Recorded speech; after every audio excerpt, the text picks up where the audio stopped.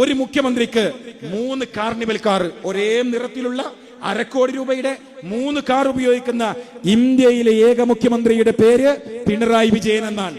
പണം നമ്മുടെ ഖജനാവിൽ നിന്നാണ്. എങ്ങനെയാണ് ഈ കടബാധ്യത ഉണ്ടായത് എന്നതിനെ കുറിച്ചാണ് ഞാൻ പറയുന്നത്.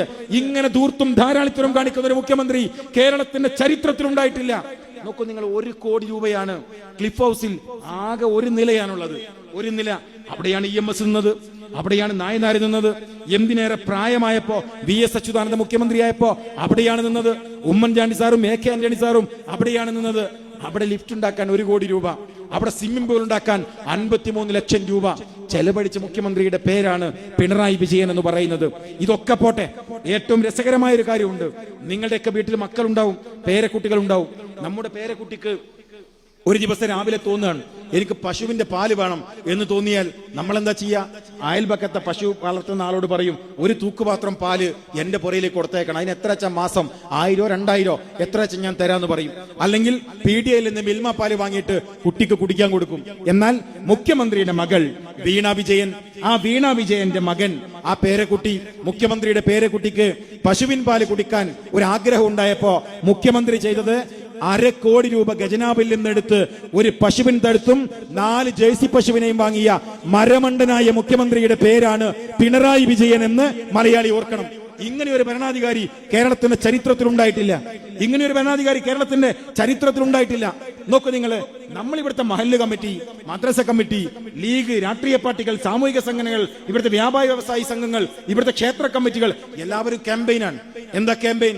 ചെറുപ്പക്കാരൊക്കെ ലഹരിക്ക് അടിമപ്പെട്ടിട്ടുണ്ട്, അവർ സിന്തറ്റിക് ഡ്രഗ്സിന് പിറകെയാണ്. അതുകൊണ്ട് ക്യാമ്പയിനാണ്. റമദാനിൽ നോമ്പ് തുറക്കുമ്പോഴും ക്യാമ്പയിൻ, നമ്മൾ പെരുന്നാൾ നിസ്കാരം കഴിഞ്ഞാലും ക്യാമ്പയിൻ, അമ്പലത്തിൽ ചെന്നാലും ക്യാമ്പയിൻ, പള്ളിയിൽ ചെന്നാലും ക്യാമ്പയിൻ. ഞാൻ നിങ്ങളോട് ചോദിക്കട്ടെ, ആരാ ഇതിന്റെ യഥാർത്ഥ ഉത്തരവാദികൾ? നിങ്ങൾക്കറിയോ? ഉമ്മൻചാണ്ടി സാർ 2016 അധികാരം വിട്ടൊഴിഞ്ഞു പോകുമ്പോ ഈ കടുങ്ങല്ലൂരങ്ങാടിയിൽ 100 ചെറുപ്പക്കാരുണ്ടായാൽ ആ 100 ചെറുപ്പക്കാരിൽ 78 ചെറുപ്പക്കാരനും ജോലി കൊടുത്ത മുഖ്യമന്ത്രിയുടെ പേരാണ് ഉമ്മൻചാണ്ടി എന്ന് പറയുന്നത്. ഞാൻ വെറുതെ പറയല്ല.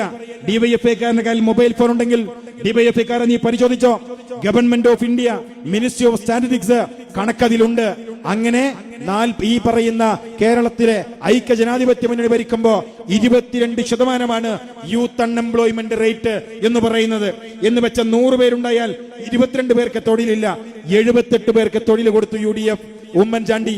എന്നാൽ നിന്റെ മുഖ്യമന്ത്രി പിണറായി വിജയൻ ഭരിക്കുമ്പോ DYFIക്കാര തൊഴിലെവിടെ എന്ന് ചോദിച്ച് സമരം നടത്തുന്ന DYFIക്കാരോട് ഞാൻ പറയുന്നത്, നിന്റെ കയ്യിലുള്ള മൊബൈൽ ഫോൺ എടുത്ത് നീ ഗൂഗിൾ ചെയ്യുക.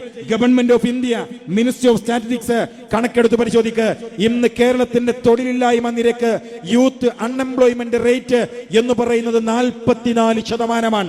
എന്ന് വെച്ചാൽ 100 ചെറുപ്പക്കാർ നിന്നാൽ പകുതി ചെറുപ്പക്കാർക്ക് തൊഴിൽ കൊടുക്കാൻ കഴിയാത്ത പരാജിതനായ മുഖ്യമന്ത്രിയുടെ പേരാണ് പിണറായി വിജയൻ എന്ന് DYFIക്കാരൻ എഴുതി വെക്കണം. ആ പകുതി പേരാണ്, ആ ജോലിയില്ലാത്ത ചെറുപ്പക്കാരാണ് നമ്മൾ നേരത്തെ പറഞ്ഞ അപകടങ്ങളിലേക്ക് പോയത്. നിങ്ങൾക്കറിയുമോ? വിലക്കയറ്റം. ഇവിടുത്തെ വീട്ടുകാര് 1000 രൂപയെടുത്ത് അങ്ങാടിയിലേക്ക് ചെന്ന് ഒരാഴ്ചത്തേക്കുള്ള സാധന സാമഗ്രികൾ വാങ്ങാം എന്ന് കരുതിയാൽ അത് സാധ്യമല്ല. 1000 രൂപയുണ്ടായാൽ ഒരാഴ്ചത്തേക്കുള്ള വീട്ടു സാധനങ്ങൾ വാങ്ങുക സാധ്യമല്ല. അത്ര വലിയ വിലക്കയറ്റമാണ്. അത് DYFIക്കാരോട് പറഞ്ഞാൽ DYFIക്കാരൻ പറയും അതൊരു ആഗോള പ്രതിഭാസമാണ് എന്നാണ് അവർ പറയുക. എന്റെ DYFIക്കാരനോട് ഞാൻ പറയുന്നത്, പാർട്ടി ക്ലാസ്സിലെ പാർട്ടി നേതാക്കന്മാർ പറ്റിക്കപ്പെടുന്നുണ്ടെങ്കിൽ നീ പരിശോധിക്കണം. ഇന്ത്യയിലെ 28 സംസ്ഥാനങ്ങളിലും ബാക്കിയുള്ള കേന്ദ്രഭരണ പ്രദേശങ്ങളെ കുറിച്ചും അവിടുത്തെ വിലക്കയറ്റത്തെ കുറിച്ച് രാജ്യത്ത് എല്ലാ മാസവും പഠിച്ച് ഗവൺമെന്റിന്റെ റിപ്പോർട്ട് സമർപ്പിക്കുന്ന ഇന്ത്യ ഗവൺമെന്റിന്റെ ഔദ്യോഗികമായിട്ടുള്ള ഒരു ഇൻഡെക്സ് ഉണ്ട്. അത് നിന്റെ മൊബൈൽ ഫോണിൽ ലഭ്യമാണ്.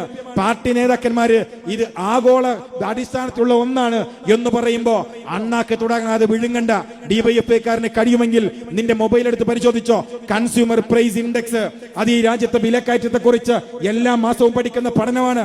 ആ പഠനത്തിൽ 2025 ജനുവരി മാസം ഇന്ത്യയിൽ ഏറ്റവും കൂടുതൽ വിലക്കയറ്റമുള്ള സ്റ്റേറ്റിന്റെ പേര് UP എന്നല്ല, ഗുജറാത്ത് എന്നല്ല, ഉത്തരേന്ത്യൻ സംസ്ഥാനമല്ല, എന്റെയും നിങ്ങളുടെയും കേരളമാണ്. ഫെബ്രുവരിയിൽ കേരളം, മാർച്ചിൽ Kerala, April Kerala, May Kerala, June Kerala, July Kerala, August Kerala, അങ്ങനെ നവംബർ കേരളം, അങ്ങനെ സെപ്റ്റംബർ കേരളം, നവംബർ കേരളം. ഈ നവംബറിലെ റിസൾട്ട് ഇപ്പൊ വരെയുള്ളൂ. 9 മാസം തുടർച്ചയായി ഇന്ത്യയിൽ ഏറ്റവും കൂടുതൽ വിലക്കയറ്റമുള്ള സംസ്ഥാനത്തിന്റെ പേര് യോഗി ഭരിക്കുന്ന UP അല്ല, ഗുജറാത്ത് എന്ന് പറയുന്ന BJPയുടെ കേന്ദ്രമല്ല, കമ്മ്യൂണിസ്റ്റുകാരൻ ഭരിക്കുന്ന കേരളമാണ്.